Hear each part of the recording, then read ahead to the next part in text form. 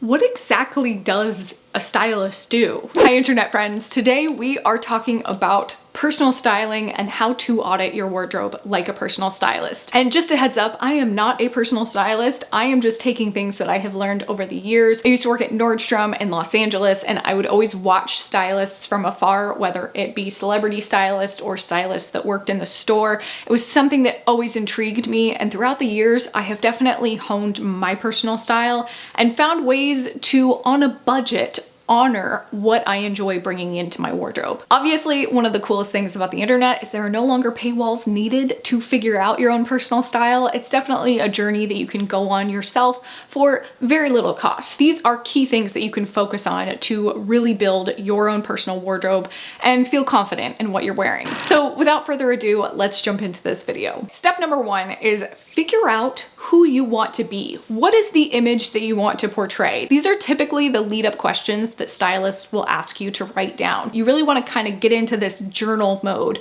of who it is that you are trying to portray in the world. For me personally, I use a lot of style icons. I am someone who is obsessed with fashion history and fashion aesthetics, trends, you name it. I love researching it, and I think this is really what's helped me hone my own individual style. I think asking yourself these personal questions of what time in your life are you in right now? Maybe you are transitioning from a 20-something into your 30s. You're no longer going out as much as you used to, and you want a refined wardrobe and you want to present yourself in a different way. Maybe you're trying to get a promotion at work. For me personally, I had to ask myself a lot of these questions because I moved from Los Angeles to Las Vegas and then Las Vegas to Florida, and all of those had their own individual lifestyle and heat situations.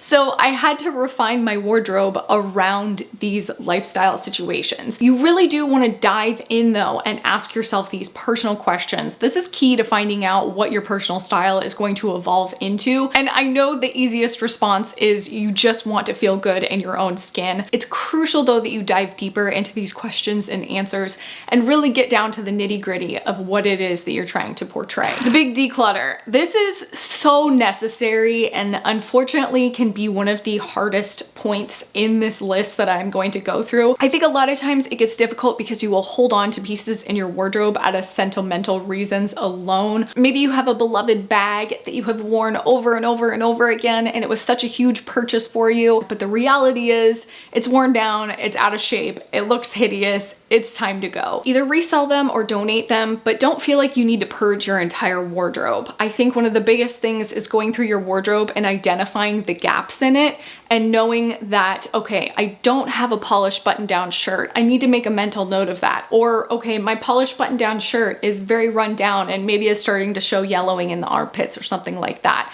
Those are the key things that you really want to go through and audit your wardrobe. It's hard because it's a big time of just breaking up with a lot of things that were probably making you feel like it's holding you back. The key is though, you should really only have to do this maybe once a year. This isn't something that you should be doing on a regular basis because then you're working against yourself and you're realizing that you're just churning and burning these pieces. This is like a once in a lifetime audit because at the end of the day, these are financial mistakes and not really fashion mistakes. A lot of stylists will come in and kind of audit the pieces. Let's say for instance, you are someone who is trying to get a promotion at work and a stylist comes in and sees that most of your wardrobe are band tees, just worn out like oversized Nirvana t-shirts. It's probably time to rethink some of these style aesthetics, and if it's something that no longer serves you, that's when you go through the process of slowly eliminating these pieces and finding them new homes. Learn your silhouette. I think this is probably another one of the most crucial pieces and one of the hardest pieces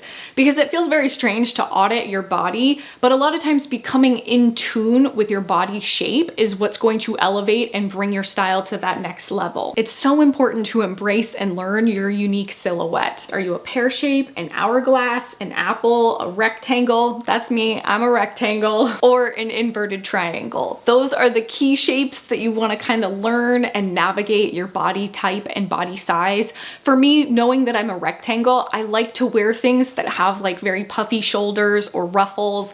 I like trousers so that I can cinch in the waist with a belt and really create an illusion of an hourglass figure. I don't have an hourglass figure. I am just a straight rectangle, a board, but I know my body type and I'm very in tune with what pieces are going to fit me and how they are going to accentuate my body. And once you really kind of start to master these skills, that's what's going to take you to that next level. Behold the power of the internet. There are so many content creators out there that have your body type, and the best part is all you gotta do is just do a quick Google search and you will find them. For me, I am a petite person. I am 5'1", and again, I'm a rectangle shape. So someone like Dearly Bethany is someone that I love watching her videos. I think there are so many different valuable content creators. I will try and leave a list down below of people that I would highly recommend depending on your body shape. This one is such a no-brainer, but I think people forget just how powerful the internet has become as a resource for this. If you are a millennial like myself, you know growing up that you had to tear out sheets in magazines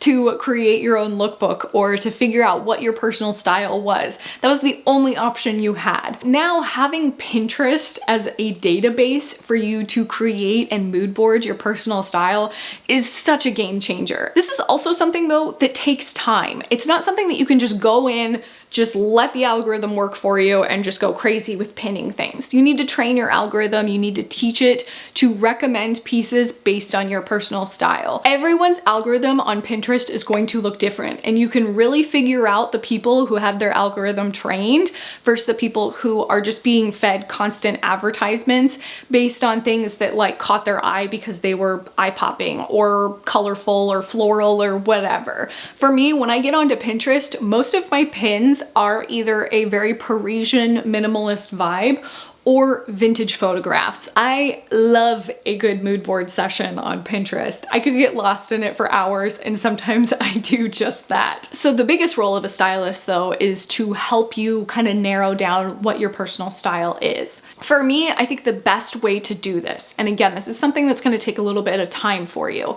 but the best way is to go into Pinterest, start pinning things at first, and then go back into that mood board that you've created and audit it. Take a look at it again, maybe a week later, and really start to digest these images and decide, is this something that you're gonna wear? I love the term fantasy self. I think that is such a good way to describe this part of the process, because a lot of times you'll create this fantasy self that you know is not rooted in reality. And sometimes it takes that second time going back around and realizing, yeah, that's not really actually how I want to present myself. And then you can refine, remove the pins that don't speak to you any longer because you've had a minute to kind of digest and process these images, and then refine that even more. Keep pinning, add some more looks, come back a week later, reevaluate these looks and decide, is it my fantasy self or is it actually something that's rooted in reality? For me, a good example of this is I love Copenhagen Fashion Week. I love Copenhagen fashion